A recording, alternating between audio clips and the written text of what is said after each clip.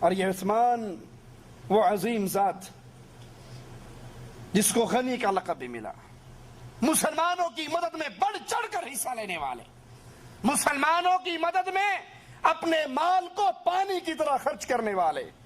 مسلمان جب مدینے میں پہنچے تو میٹھے پانی کا کنواں صرف ایک ہی تھا، اور اس کا مالک بھی یہودی تھا جو پیسوں سے پانی کو بیچا کرتا تھا۔ امام الانبیاء امام اعظم محمد الرسول اللہ صلی اللہ علیہ وسلم فرماتے ہیں، کون ہے یہ پانی کا کنواں مسلمانوں کو خرید کر دے دے، میں اس کو اللہ کی جنت دیتا ہوں، میں اس کی جنت کی گارنٹی دیتا ہوں جو یہ پانی کا کنواں مسلمانوں کے لیے وقف کر دے۔ سیدنا عثمان آہستہ سے اٹھتے ہیں، اس یہودی کے پاس جاتے ہیں، کہتے ہیں یہ کنواں مجھے بیچ دے۔ وہ کہنے لگا تیرا دماغ خراب ہے، میری ساری تجارت اسی پر ہے، پانی بیچ کے تو میں پرافٹ کماتا ہوں، اور اس سے اچھی تجارت اور کیا ہوگی، یہ بیچ دوں گا تو میرا کیا بنے گا؟ کہا تجھے اچھا سا اچھا ریٹ دوں گا۔ کہا نہیں، میں نہیں بیچنے کے لیے تیار۔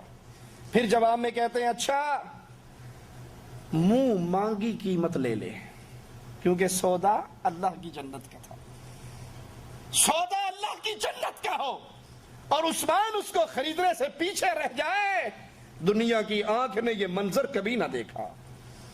کہا منہ مانگی قیمت لے لے۔ جب اتنی بڑی بات سنی پھر بھی تیار نہ ہوا۔ سیدنا عثمان نے کہا اچھا ایک اور حل نکالتے ہیں، یوں کرتے ہیں اس کنویں کو آدھا آدھا کر لیتے ہیں، آدھا کنواں مجھے دے دے، آدھا تو لے لے۔ کہا یہ کنواں کیسے آدھا ہوگا؟ کہا کنواں آدھا نہیں ہوگا، وقت آدھا ہو جائے گا، ایک دن پانی تو بیچا کر، ایک دن میرے ذمہ ہو جائے گا۔ یہودی کو یہ بات دل کو لگی، اس نے 12,000 درہم میں آدھا کنواں ایک دن سیدنا عثمان کو دے دیا اور ایک دن اپنے پاس رکھ لیا۔ وہ بھی یہی سمجھتا ہوگا کہ میں بیچتا ہوں تو یہ بھی بیچے گا، تجارت کر رہا ہے۔ وہ سیرت عثمان کو کیا جانے، وہ شان عثمان کو کیا جانے۔ آدھا کنواں خرید کے اللہ کے نبی علیہ الصلوۃ والسلام کے پاس آئے، کہا آقا مسلمانوں میں اعلان کر دیجئے عثمان کی باری والے دن اتنا پانی بھر لیں کہ دوسرے دن ان کو پانی کی حاجت نہ رہے۔ اور آقا یہ اعلان صرف مسلمانوں میں نہیں، کفار میں بھی کر دیجئے، یہودیوں کو بھی اجازت دے دیجئے، جس کا جی چاہتا ہے عثمان والے دن عثمان کی باری میں مفت پانی لے جائے، عثمان ان سے کوئی پیسہ نہیں مانگتا۔ جب یہ سلسلہ چلا یہودی اپنی باری میں خالی بیٹھا رہتا، جس نے پانی بھرنا پہلے دن ہی بھر کے لے گیا۔ پھر اس کو سمجھ آیا میں کتنا برا فیصلہ کر کے یہ آدھا کنواں بیچا، مزید 8,000 درہم سیدنا عثمان سے مانگ کر پورا کنواں وہ حضرت عثمان رضی اللہ عنہ کو دے دیتا ہے۔ اور سیدنا عثمان آتے ہیں آقا کے پاس، آقا آپ نے جنت کی بات کی تھی نا، یہ کنواں مجھے خرید کر دے، میں اس کو جنت کی گارنٹی دیتا ہوں۔ آقا عثمان کنواں مسلمانوں کے نبی کے حوالے کر رہا ہے اور آپ سے اللہ کی جنت کی گارنٹی مانگ رہا ہے۔ مدینہ کی مسجد جو دھرتی پر آخری نبی کے ہاتھ کی بنی ہوئی آخری مسجد، مسلمان تعداد میں بڑھے تو جگہ تنگ ہو گئی۔ امام الانبیاء امام اعظم محمد الرسول اللہ صلی اللہ علیہ وسلم نے فرمایا کون ہے یہ مسجد کے ساتھ والا پلاٹ زمین خرید کے مسجد میں شامل کر دے، جو مسجد کی یہ جگہ خرید کر دے گا میں اس کے لیے اللہ کی جنت کی گارنٹی دیتا ہوں۔ سیدنا عثمان اٹھے اور وہ زمین خرید کر امام الانبیاء کے حوالے کر دی اور محمد کریم صلی اللہ علیہ وسلم سے جنت کا ٹکٹ خود لے لیا۔ سیدنا عمر رضی اللہ عنہ وارضاہ کے دور میں قحط پڑا، ایک تاجر 1,000 اونٹ غلے سے لدے ہوئے مدینے میں لاتا ہے، سارا غلہ حضرت عثمان خرید لیتے ہیں۔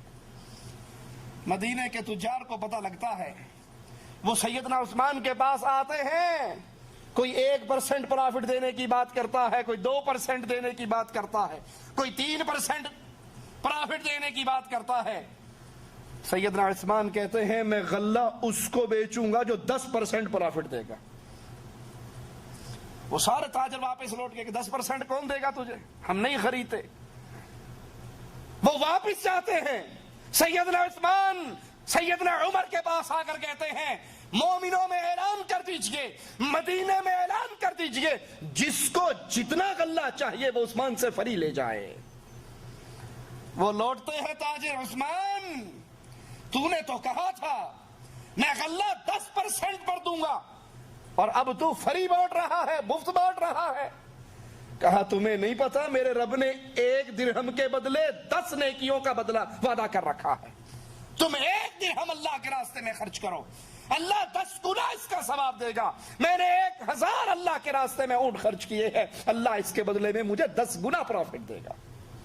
وہ عثمان رضی اللہ عنہ وارضا غزوہ تبوک کے موقع پر مسلمانوں کا سفر بڑا لمبا، جس لشکر سے مقابلہ وہ بڑا شدید، اللہ کے حبیب علیہ الصلوۃ والسلام نے مسلمانوں کو اکٹھا کیا۔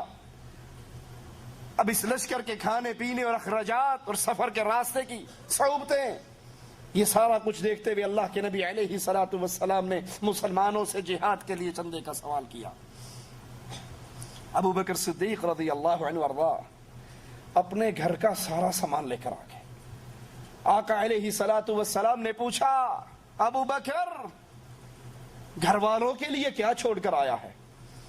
جواب میں کہا امام الانبیاء ابو بکر کے گھر میں جو تھا وہ تیرے قدموں میں لے آیا ہے۔ صدیق کے گھر میں رب ہے اور اس کے رسول کی محبت ہے، ان 2 محبتوں کے علاوہ کچھ بھی نہیں ہے۔